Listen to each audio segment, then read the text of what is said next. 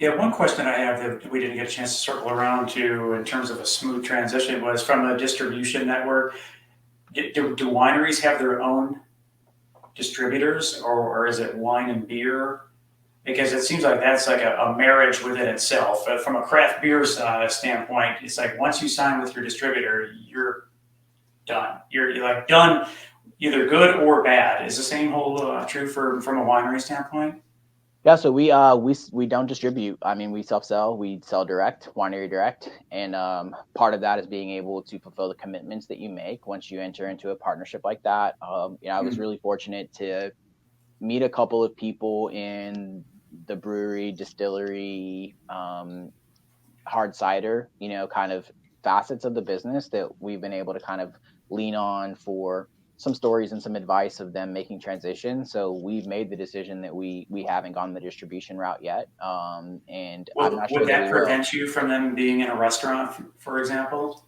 Right now, it will. We can work with a third party company that'll essentially do the paperwork to distribute, and then we can self deliver. And so we could Mm. open up that, right? But I don't see for our business in the near future that we would establish a full distribution partnership because number one, we don't produce at the level that we would need to right refulfill orders. We'd have to start with a small footprint. And at that point, right, it's really a discussion about becoming a wine business or manufacturing company and less of a physical space, right? Which isn't necessarily wrong, but it's just we haven't made the decision, about the long tail of the business where we're going there Mm. yet. Is that because distribution you give exclusive rights to, basically? Well, I mean, there's a couple of things. Number one, once we get into stores and things, if people start buying the product, we don't want it to run out, right? And so being able to Fair. fulfill the reorder, like we're Good not problem to have, I cranking guess. out beer every week, right? And I've talked to a couple of cider companies that essentially have gotten to the point where they've been forced to just continually produce for those customers. It's a lower profit point, right? And so we're also handing over for the sake of volume, profitability, and so it has to balance the right way. It has to make sense that we come out net positive in that decision. Because it's not about for us, it's not about growth for growth's sake, right? We're not a startup in an accelerated, you know, growth plan. We're kind of on a slow and steady, much more small business, deliberate growth plan. And I think that, we'll have the option we'll come to a few forks in the road over the next couple of years that we can make those decisions at that time. I appreciate that you said that, right? Because so many people will get into a business like yours and think that they can become the next whatever big thing, right? And they like try to be that, and it's like you're missing the point. Like you have to know who you are, and like you are not like not to say that you couldn't, but in your current facility, I mean, you've admitted it, right? Like you can't do it, right? So if you change, if you pivot into this other thing where you're a manufacturing company, that's a completely different story. But for that facility, for that location, you know what you can do, and you're trying to do it, to the best of your damn abilities. And I appreciate that you say that and are honest about it because so many people just don't get that. And they end up losing because of it, because they think that they can be this big thing. And it's like, you don't have the capabilities to even do something like that. So it's good that you recognize that. Yeah, I mean, I think there's a couple of different ways to look at it long tail, right? Like, I think that that's exactly what we're doing. We're deliberately growing in a structured way while increasing our efficiencies to be able to grow our audience.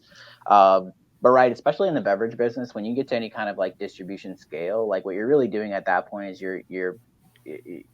it'd be much more beneficial to just like position yourself for an acquisition at that point, right? Because what ends up happening is you cross over a certain line as a small to growing, beverage business, whether it's beer, spirits or wine, and you end up, becoming a target for larger companies, right? Which is great if that's your end game. For me, that's not our end game, and that's not our business goal, right? Like our business goal for this is that we have like a small business that we really actually enjoy running, that we've got a small intimate team, and that we have, real roots to the And your community that we customers live will in. really appreciate that because they'll be able to Right. tell. And at the end of the day, you won't lose that aspect of it. And Right. to add on to that, I mean, so what I'm hearing you saying is that you have a great lifestyle business, and there seems to be such a negative connotation with lifestyle businesses, and you can have a really really profitable lifestyle business, and that's great. There's absolutely nothing wrong with that. So congratulations to you.